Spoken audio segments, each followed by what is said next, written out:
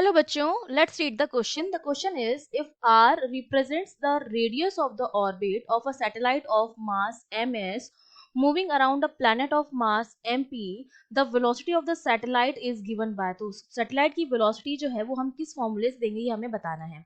तो देखिए इस क्वेश्चन को सॉल्व करने के लिए हमारा जो की कॉन्सेप्ट रहेगा वो हमारा क्या रहेगा कि जब भी कोई सैटेलाइट किसी भी प्लैनेट के अबाउट क्या करता है, ये प्लैनेट है सपोज, ठीक है, और इसके अबाउट कोई सैटेलाइट जो है वो क्या कर रहा है, रिवॉल्व कर रहा है, और उसकी वेलोसिटी जो है, सैटेलाइट है तो उसकी वेलोसिटी हमने वी एस मान ली है या वी मान ली है.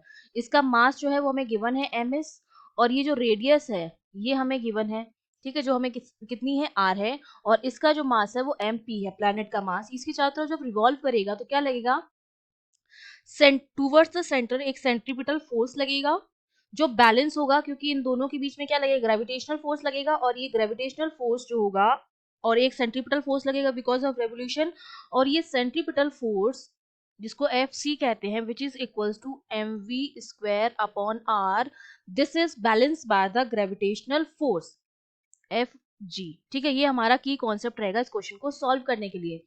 अब जो ग्रेविटेशनल फोर्स लगता है उसकी वैल्यू किसके बराबर होती है, एफ सी तो मेरा हो गया M V square upon R, जहां पर एम जो हो जाएगा वो हमारा क्या हो जाएगा, mass of satellite, M V M S V square upon R which is balance by the gravitational force जो मेरा किसके बराबर होता है, G M S M P upon R square. तो एक आर से एक आर गया, एम एस से एम एस गया, तो यहाँ से वी स्क्वायर की जो वैल्यू आई हमारे पास वो हमारे पास क्या आती है, G M P upon R के बराबर आती है. तो ये हमारा, और अगर मैं v की वैल्यू निकालूं यहाँ से तो v मेरा क्या हो जाएगा, under root G M P upon are.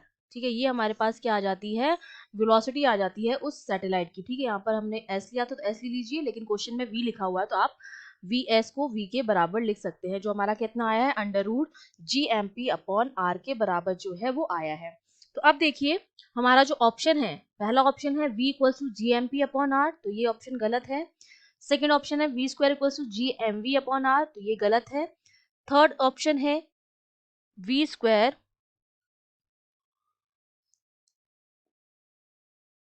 Equal to G M P M S upon R, तो ये ऑप्शन भी गलत है.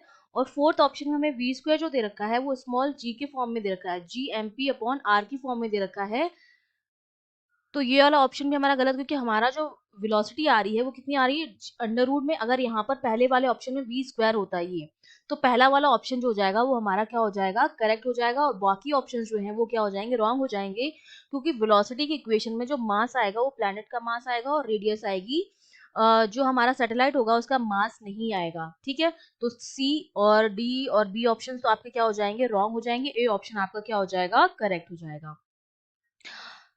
I hope you understood well. All the best.